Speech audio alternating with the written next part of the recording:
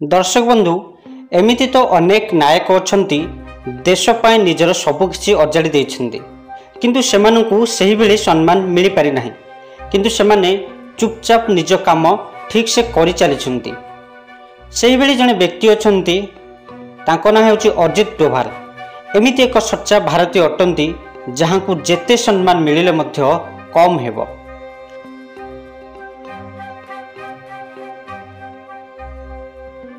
दर्शक बंधु अजित डोभाल वर्तमान देशर राष्ट्रीय सुरक्षा परामर्शदाता अछंती।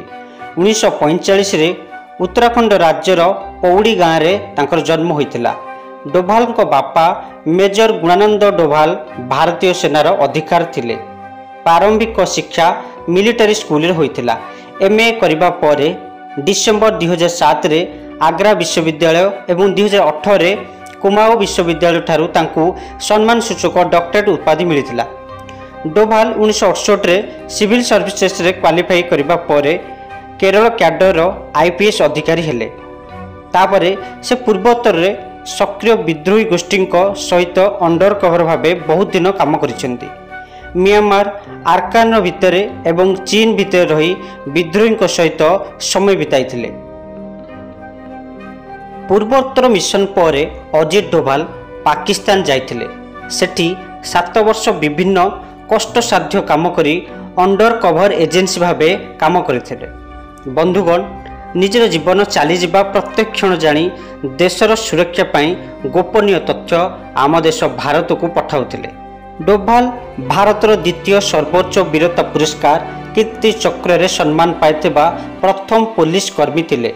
डोभाल को यही सम्मान स्वर्ण मंदिर आक्रमणर 1 वर्ष पूर्वे अर्थात 1988 रे दिया जाइथिला। खालिस्तानी विद्रोही को दमन करिबा पाई 1984 रे होइथिबा ऑपरेशन ब्लू स्टार अन्य एक उदाहरण, जहाँ दोकानी माननकु बाहर को काढ़िबा पाई सुरक्षा कर्मी स्वर्ण मंदिर भितर को पशिथिले। सेतेबेले डोभाल मंदिर भितर थिले। 1990 रे अजित डोभाल काश्मीर जाइथिले, जेउठी से निश्चित करथिले भारतीय सैनिक विरोधी गतिविधि को समाप्त करिवे। एही भली 1967 रे जम्मू काश्मीर निर्वाचन रास्ता सफा कर देथिले अजित डोभाल। सेही भली 1969 रे कांधार हाईजैक भारतीय विमान नंबर IC 814 यात्री मुक्ति पाई 3 नेगोटिएटर्स मध्यरु अन्यतम प्रमुख भूमिका ग्रहण करथिले अजित डोभाल। 1971 एवं 1999 मध्य डोभाल इंडियन एयरलाइंस 15 हाईजैकिंग कबलरू रक्षा करथिले। 2004 पूर्व से मल्टी एजेंसी सेंटर एवं joint tax force on intelligence प्रतिष्ठा करथिले। 2004 रे मनमोहन सिंह सरकार समय रे डोभाल को इंटेलिजेंस ब्यूरो प्रमुख करा जायतिला।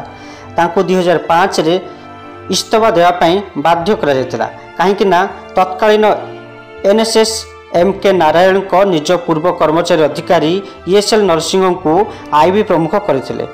NSA हेबा पूर्व डोभाल विवेकानंद इंटरनेशनल फाउंडेशन स्थापना करथिले।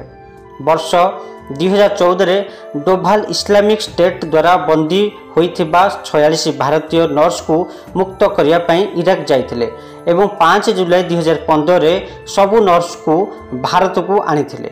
सेपरि सेप्टेम्बर 2016 रे सर्जिकल स्ट्राइक एवं फेब्रुआरी 2019 रे बालाकोट एयर स्ट्राइक अजित डोभाल को तदारखी होइतिला। तेणु दर्शक बंधु अजित डोभाल भारत पाई कौन आपण मैंने आमको कमेंट माध्यम जनातु। आम जदि भिडियोटी आपको भल लगी दयाक लाइक करी आम चैनल को टिके सब्सक्राइब कर दियंतु। भारत माता की जय।